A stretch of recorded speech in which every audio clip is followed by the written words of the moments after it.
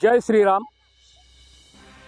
पिंपळगाव शहरामध्ये गेल्या 26 वर्षापासून जो पिंपळगाव शहराचं वैभव म्हटलं जातं असा प्रभू रामाचा रामरथ जो 200 वर्षापूर्वी जुना अशा या रामरथाची मिरवणूक या पिंपळगाव शहरामध्ये होणार आहे। आज आपण जर बघत असाल त्या समोर उभे असणारे लांब लक्ष्मण सीता अत्यंत उत्साहाचं वातावरण खऱ्या अर्थाने या पिंपळगाव शहरामध्ये आहे। गेल्या 26 वर्षापासून रामरथाची भव्य मिरवणूक या शहरात होते। याही वर्षी अशाच पद्धतीची मिरवणूक पिंपळगाव शहरात होणार आहे। या रामरथाच्या मिरवणुकीचं प्रमुख वैशिष्ट्य म्हणजे सकाळी 9 ते 10 या दरम्यान कावड मिरवणूक पिंपळगाव शहरात होईल। त्यानंतर प्रभू रामचंद्राचा जन्म 12 वाजता या ठिकाणी होईल।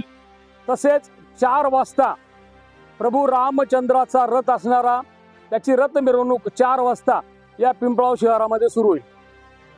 या रथ मिरवणुकीचं प्रमुख वैशिष्ट्य म्हणजे हरियाणा येथील आगोरी पथक, काली पथक, त्याचप्रमाणे बोवडा पथक, ढोल पथक, झांज पथक, झेंडा पथक, शस्त्र पथक, डीजे, बँड असा भव्य ताफा घेऊन ही रथ मिरवणूक या राजमार्गाने संपन्न होणार आहे। शेवटचा समारोप हा याच ठिकाणी महाआरतीने होणार आहे।